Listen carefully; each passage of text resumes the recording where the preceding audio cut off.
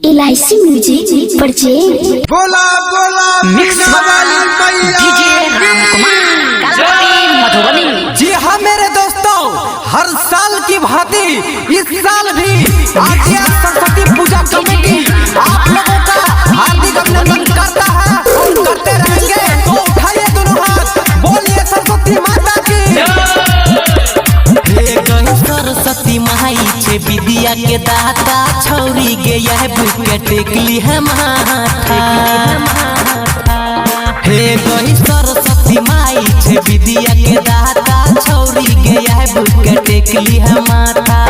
पीछा होई जाए तो बरकी सब तोहर फुर्ती गे, पीछा होई जाए तो छौरी सब तोहर फुर्ती गे। हे गे बहिन कयोई है फुर्ती गे, तोरा टोला में लग जेबो मूर्ति गे। हे गे बहिन कयोई है फुर्ती गे, तोरा टोला में लग जेबो मूर्ति गे। सोना लड़वा लड़कों से अनुरोध है कि डांस कर रहे हैं तो डांस करे, उतना बकचोदी मत करे और किसी भी लड़की को लाइन मत मारे, काहे कि ये गांव समाज का मैया का फसान है।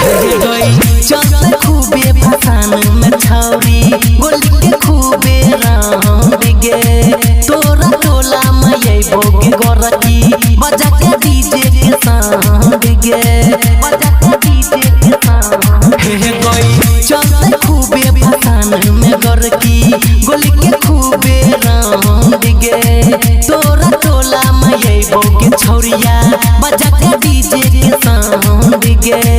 माथे पर लगाई है तू सुना तू भभूति गे, माथे पर लगाई है गोरकी तू भभूति गे। हे गे बहिन कयोई है कुर्ती गे, तोरा टोला में लग जेबो मूर्ति गे। हे गे बहिन कयोई है कुर्ती गे, तोरा टोला में लग जेबो मूर्ति गे। माल अरे डीजे वाला भैया तनी गाड़ी को धीरे चलाए, काहे कि यहाँ पे हर एक युवक ठर्रा और चिल्ला मार के मैया के फसान में बेमत है।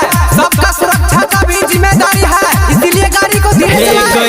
संगम संतोष के संग में आइबो छौरी के नाचे नाचे गे, राजू रंजन के गाना के गोरकी डीजे बजे तो बाजत गे, डीजे बजे तो बाजत। सुन गई दीपक गुंजन के संग में आइबो छौरी के नाचे गे, राजू रंजन के गाना के गोरकी डीजे बजे तो बाजत गे।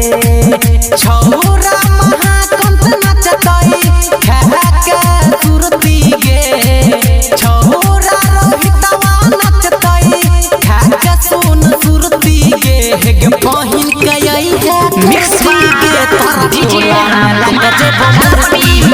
हे गे बहिन कयई है कुर्ती गे, तोरा टोला में लग जेबो मूर्ति गे। ढाल ठरा रही है गे माल। LIC music recording studio Triveniganj.